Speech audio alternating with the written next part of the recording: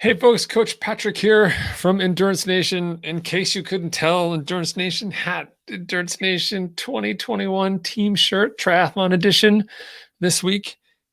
Endurance Nation flag. Hey, so proud of you guys.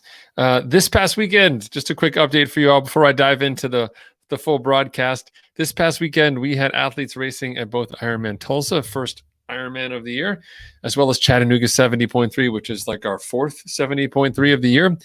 And it was exhausting to spectate online with a phone, but it was amazing. It was fantastic to see our teammates out there racing and giving 100% on tough conditions, tough roads. And by tough roads, I mean like awful, just terrible places to ride a bike.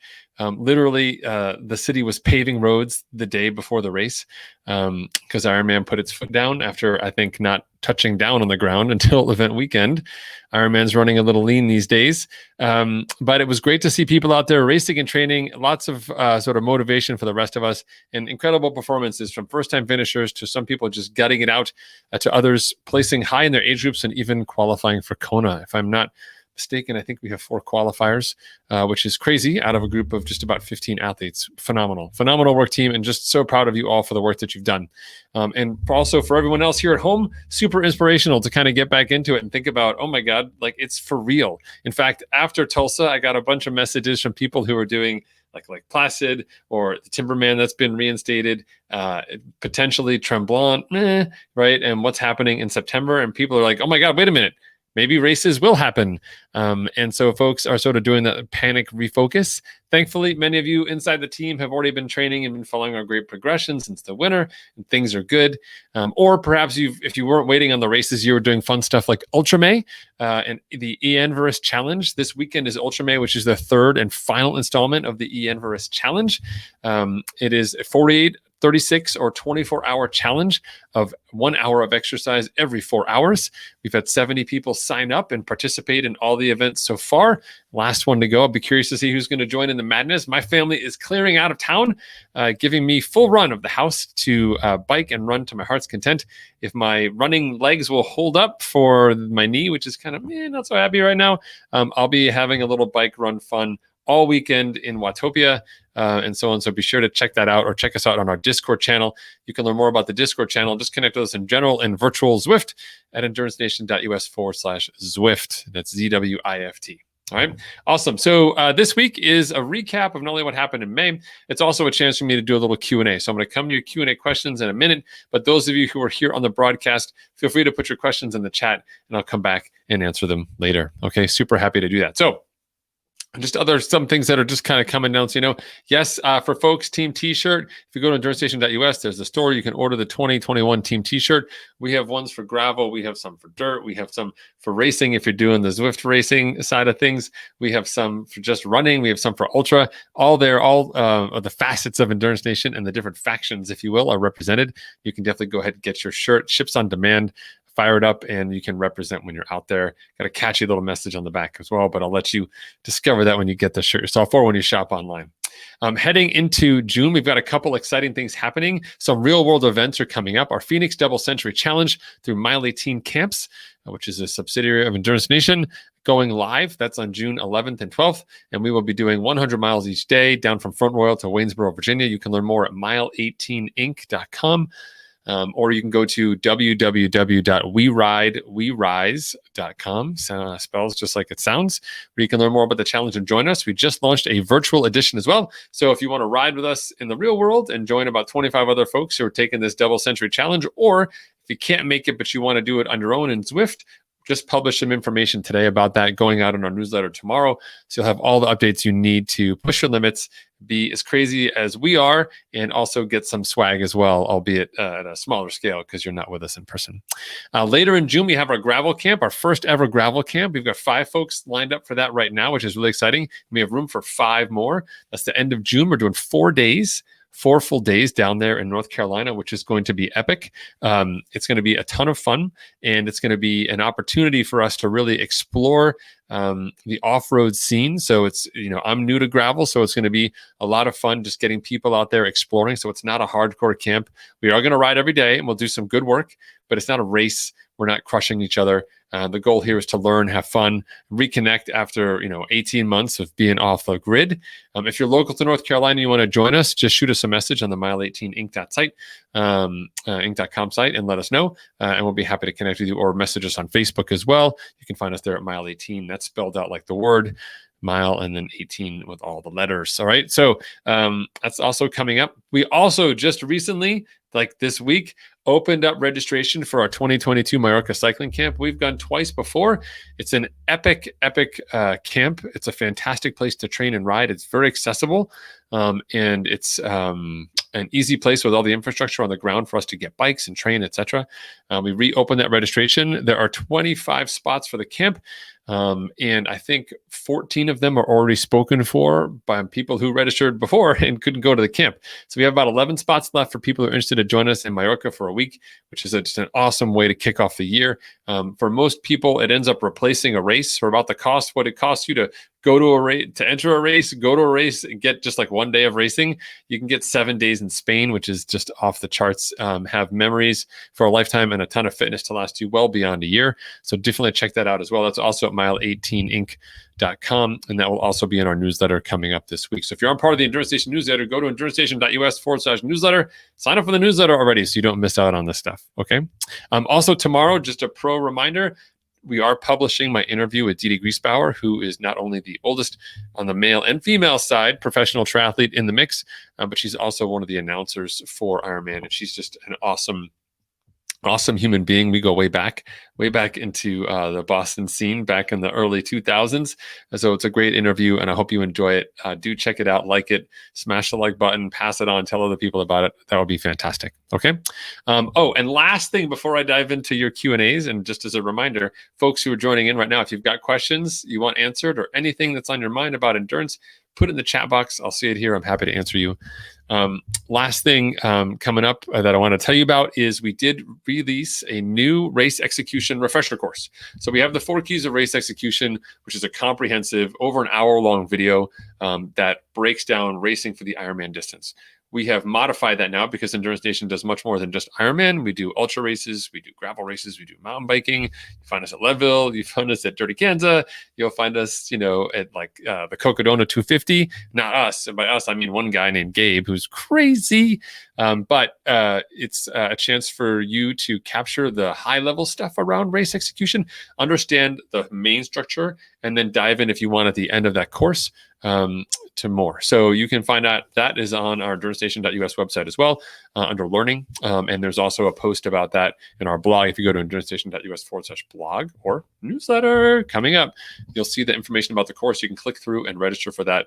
I believe that is just for our community members, but you can check it out. There may be a discount for you in there as well if that's the case. Honestly, I can't remember because I'm creating so much stuff right now. It's a little hard to keep up with it all, for sure, especially after losing Sunday, just spectating and screaming at my iPhone at people. I know there's Clubhouse for group audio conversations, but if any of you know of the application through which I can scream into a phone and then motivate my athletes on the course and their given location, that would be awesome, because I definitely had to do a lot of that this weekend, and it was a ton of fun. So anyway, with that said, some Q&A time. So again, folks in the audience, if you want to put up your questions, go ahead.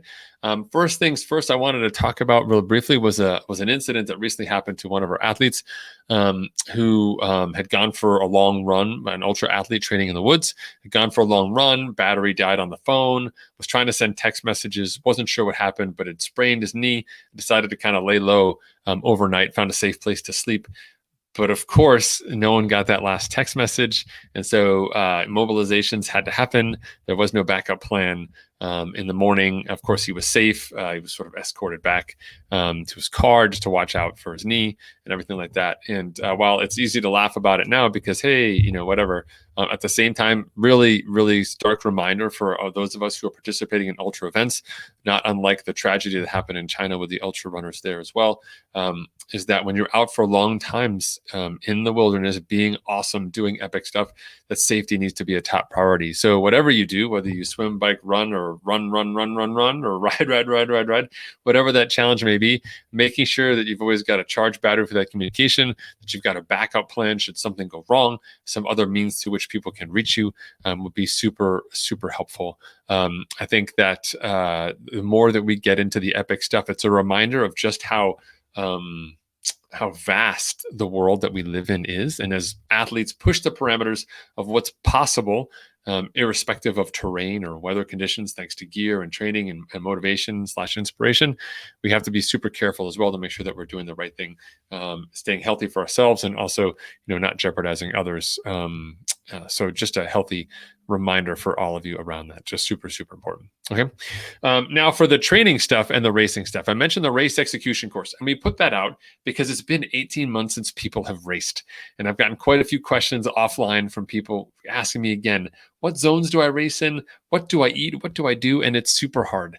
So I just want to give you some real quick tips around that as well, in case any of you have any last minute questions. So first and foremost, the number one thing that I think about when I think about that race execution piece is go back to your past, right? So you have race reports inside Endurance Nation. We make everybody write a race report, a race plan, and a race report. And these are really important documents because they're snapshots of time where we learn lessons at that time and we can come back and get it later. So one of the ways that we learn as humans is that we do something and we capture a little bit of it. We have to review it, hopefully like later that day. If you review stuff at night, awesome. Another chance to review it, capture again. And then we have an opportunity in the future, a couple of weeks, days, whatever it is that you're talking about, or you go back to this document where you review it again. And the combination of like instant learning, review that day, and then a subsequent learning down the line, those 3 stages of learning really cement that information into your mind. And these reports and race plans become really critical. And so going back and taking a look at what you've done before is the best place to start.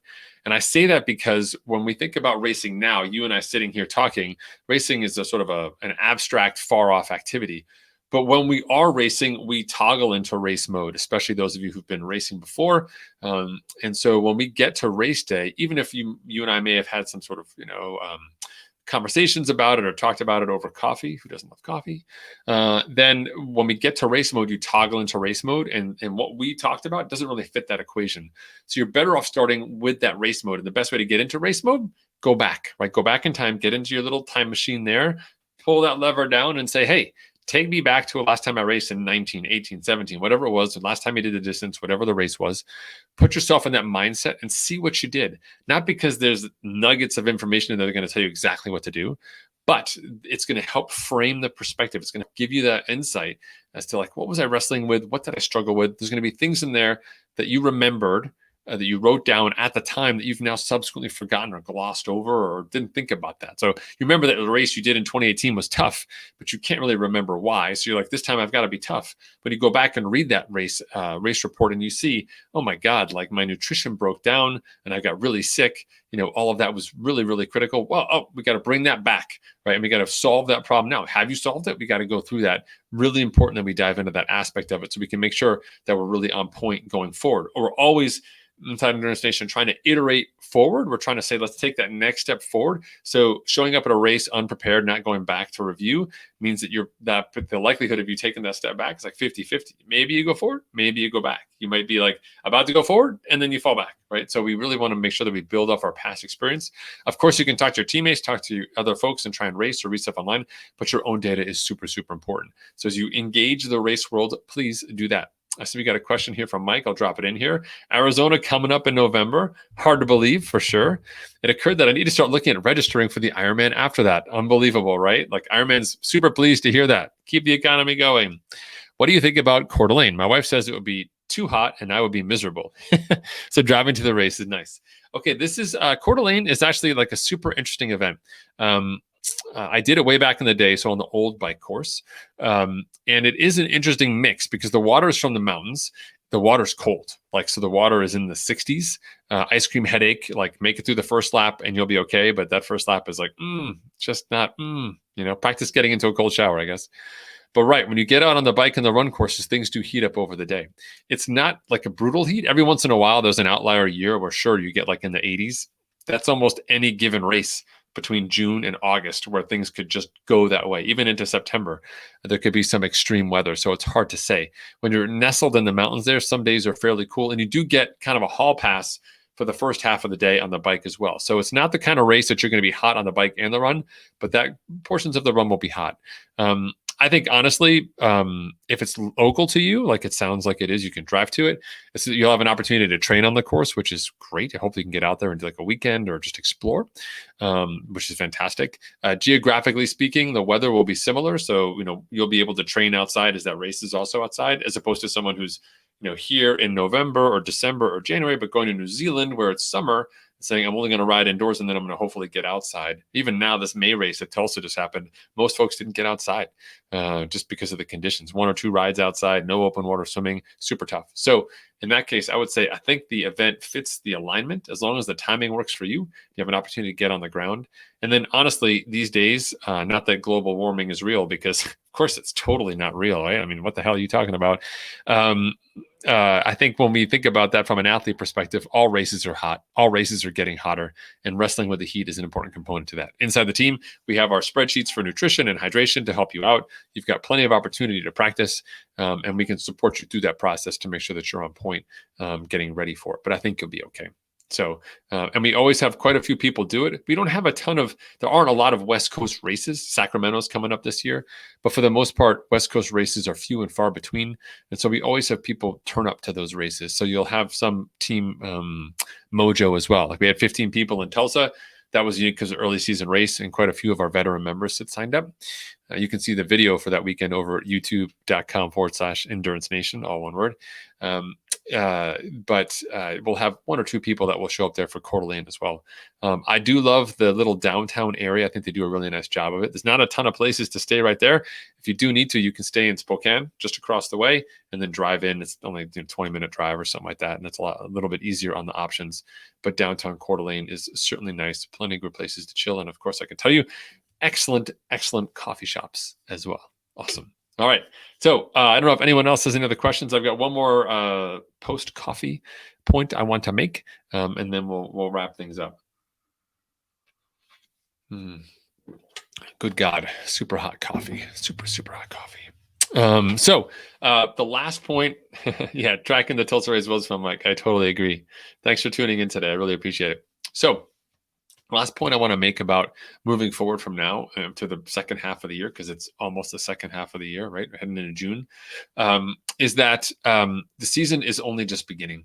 And so I know many of you are struggling with sort of that mindset of like, how fit am I? What am I going to do? And people are sort of making a decision like, I'm in for this year or I'm out for this year. I'll see you in 2022.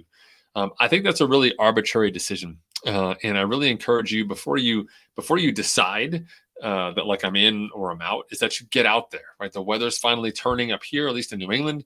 There's opportunities to be outside. And even for me, just getting outside running, getting outside on my bike again has really rekindled my passion for endurance sports and got me back into the game and took my mind out of like, this is really, not a ton of fun sitting indoors in my basement all day. Zwift, which I love Zwift. I love the people on Zwift, but it's when you do the same thing over and over again, it becomes a bit of a grind. Assuming that you can't get fit enough for your race, assuming that you won't be strong enough to do this event, like a century ride or whatever it is, you are opting out of all of this opportunity. There's an endurance athlete inside of you that loves to do this stuff. He, she, they love to do this stuff in the past. We've had a shitty 18 months. YouTube, please don't censor me.